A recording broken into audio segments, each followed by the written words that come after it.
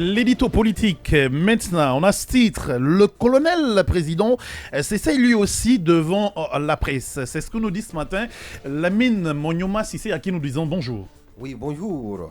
Et c'est finalement une interview que le président de la junte au pouvoir en Guinée a choisi en vue de conquérir davantage le cœur des Guinéens. Dans l'opinion, on peut bien s'interroger sur les motivations d'un tel pari, qui n'était pas sans risque, car il intervient un peu plus de 2 mois seulement après son accession au pouvoir par effraction. Mamadi Doumbouya, qui en est bien conscient, a déjà sa stratégie en vue de véhiculer les messages qui devraient conforter une légitimité branlante. Pour cela, le colonel n'a pas répondu aux questions. Il a juste fait passer ses messages.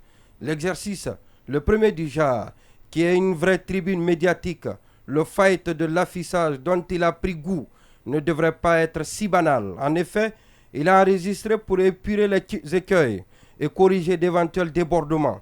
C'est une prestation calibrée au millimètre. On était loin des interviews catastrophes de son prédécesseur dont il a écourté le règne.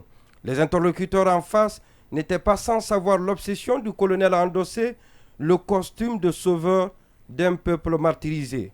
La RTG, qui a pourtant grandement participé à la consolidation du système déchu, est aujourd'hui dénoncée par presque tout le monde. Elle aussi, toute honte bue dans la présentation de ce grand spécial, reprochera à l'ancien président d'avoir été sourd aux conseils et tentatives de dissuasion. La RTG qui dénonce Alpha Condé, quelle meufle, quelle ironie. Dans cette autre sortie labellisée édition spéciale, le colonel a abusé, plutôt usé, de la même rhétorique depuis le coup d'État pour justifier leur irruption, lui et sa troupe des forces spéciales, dans un milieu qui n'était pas le leur. Comme d'habitude, on a encore débité sur les crises sociales évidentes, engendrées par un 3e mandat à la mise en place duquel la plupart des membres du CNRD ont pourtant participé d'une façon ou d'une autre. Mais aujourd'hui, tout le monde joue à l'innocent. À propos de la CEDEAO, le discours est plus souple et bien soigné. Le chef de la junte semble avoir tiré les leçons après ses passes d'armes caustiques avec l'institution sous-régionale.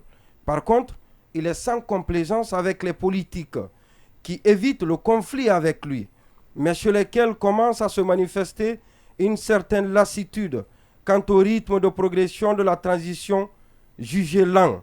Par ailleurs, en affirmant que le bien-être de la population est le combat qui mérite d'être mené, puis en auscultant les profils des nouveaux ministres, le colonel relève sa contradiction avec son premier ministre, qui, dans la foulée de sa nomination, a insisté que son gouvernement n'est pas celui du développement. La durée de la transition, qui est une énigme, serait ainsi annoncée un peu plus longue. Le colonel promet que la justice décidera du sort d'Alpha Condé.